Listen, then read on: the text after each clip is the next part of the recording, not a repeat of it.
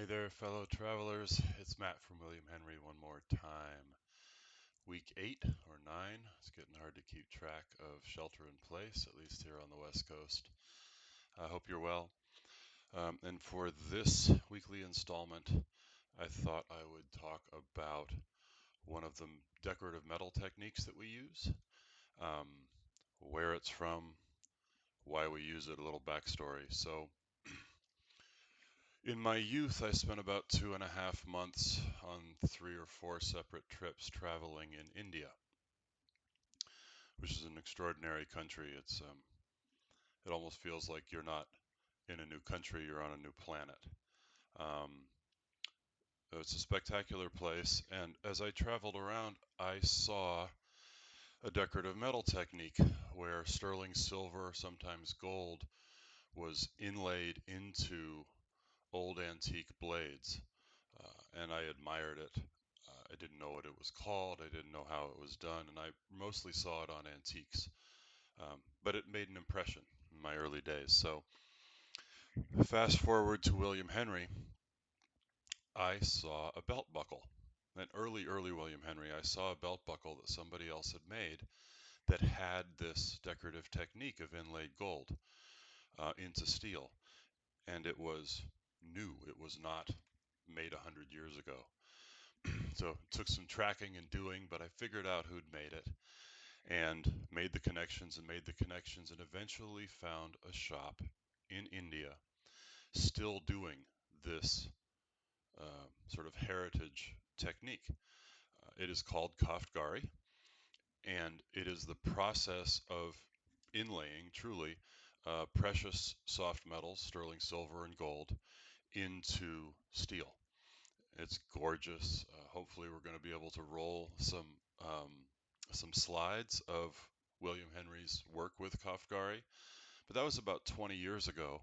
I developed a relationship that I know of. There are only 2 shops left in the world, both in India, doing this technique, and it originates in the sort of the greater area in the past called Persia. It was a way to adorn blades and other hard metal objects with softer metals. Real quick, here's the process. Um, we make a part, a money clip body or a frame for a knife or you know, body parts for a pen out of a mild, relatively soft carbon steel. Pre-finish that, send it to this shop in India. And what they do is by hand, they scribe a very, very fine but very deep crosshatch pattern in that metal so that it's like a grid all the way around the metal that sort of opened up these little channels. Then using heat and very, very fine 24 karat gold wire, they articulate and design on that canvas that we've provided a pattern in gold with very fine gold wire, and then using hand burnishing tools, they burnish the gold wire down into more of a flat shape so you can just sort of feel it. As they burnish it, they're pressing that softer gold into the crosshatch pattern that's opened up in the steel. And as they burnish it, they're also closing back that crosshatch pattern. So it's mechanically grabbing the softer gold in the crosshatch, and as it folds back in, you're mechanically sealing the gold to that steel surface. And it's multiple different sort of steps. It's not like one shot where you just do the gold and burnish it and you're done. It's like 7 or 8 different steps of burnishing and refining. And at the end, that piece of steel with the gold is then parkerized, which is, it's like gun bluing. So you're putting that finished piece into a heated salt solution and it's oxidizing the steel without touching the gold because obviously 24 karat gold is pretty much impervious to any sort of oxidization element. That creates that really dramatic dark background to reveal the pattern. So it's incredibly labor intensive that I know of. It's only done in these 2 shops in India. It is almost a lost art, but it's an exquisite art. Um, and we're really proud to be able to work with these extraordinary craftsmen to, again, allow William Henry to be a canvas for this extraordinary work that goes back at least 1,000 years in history. So that's a little bit about Koftgari.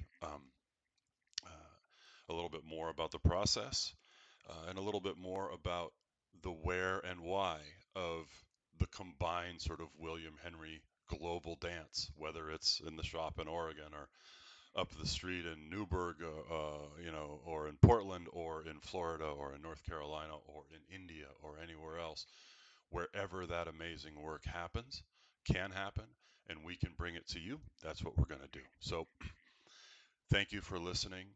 Happy Memorial Day. My deepest thanks to those that have served, to those that serve, to those that have made the ultimate sacrifice for all the rest of us. We'll see you next time.